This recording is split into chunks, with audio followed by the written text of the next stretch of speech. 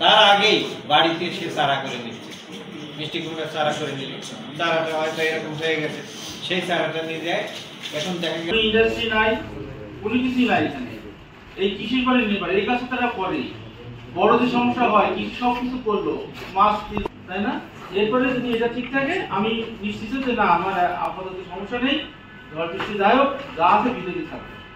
নোনা পানিতে আমরা সব প্লাবিত হয়ে যায়, হাবুডুবু খাই, আর একবার মানে ওই গোটা 2-3 বছর আমাদের চোখের পানি, নাকের পানি সব এক হয়ে যায়।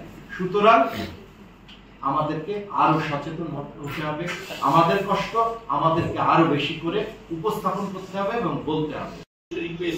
তাদেরকে আমরা 12 ধরনের শুধু বীজ দিয়েছি এবং প্রত্যেকটা বীজই হচ্ছে যে যেগুলি বাংলাদেশের কমন ব্র্যান্ড শেয়ার করার জন্য সবচেয়ে ভালো হতো সেটা হলো যদি এই প্রোগ্রামে ফার্মিং বোর্ডের কোনো প্রতিনিধি আসতো, কৃষি অধিদপ্তর, মৎস্য এবং প্রাণী সম্পদ সবাই মানে অতপ্রতভাবে ঘূর্ণিঝড় এবং জলোচ্ছ্বাস, কিন্তু ঘূর্ণিঝড় আসলেই এই এলাকাগুলোর উপর দিয়ে আঘাত আনে এবং এই যে এখন আমাদের হচ্ছে যে উচ্চ জোয়ার এবং স্বাভাবিক জোয়ারেও কিন্তু বাঁধ ভেঙে পানি প্রবেশ করে, লবণাক্ততা বৃদ্ধি পায়, ঘূর্ণিঝড় এবং বন্যার জন্য কৃষি জীবিকার উপর।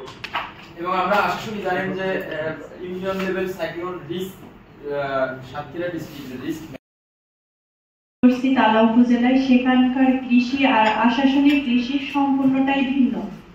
কারণ আশাশুনিতে যে পরিমাণ প্রাকৃতিক দুর্যোগ সেখানে, তবে আমাদের ডিপার্টমেন্টে একটা কথা আছে, যেখানে সমস্যা সেখানেই সম্ভাবনা। আমার খুবই ভালো লাগছে যে এতজন মহিলাকে আমি একসাথে পেয়েছি যারা একটা ছোট পরিসরে হলেও লিড দিচ্ছে। এটা বাংলাদেশের নারী ক্ষমতায়নের একটা ক্ষেত্রকে বৃদ্ধি করছে। এটা আমার খুবই ভালো লাগছে একজন লেডি অফিসার হিসেবে, এটাকে আমি অ্যাপ্রিশিয়েট করছি এবং আপনারা যে এটাকে এনকারেজ করছেন আপনাদেরকেও আমি ধন্যবাদ জ্ঞাপন করছি।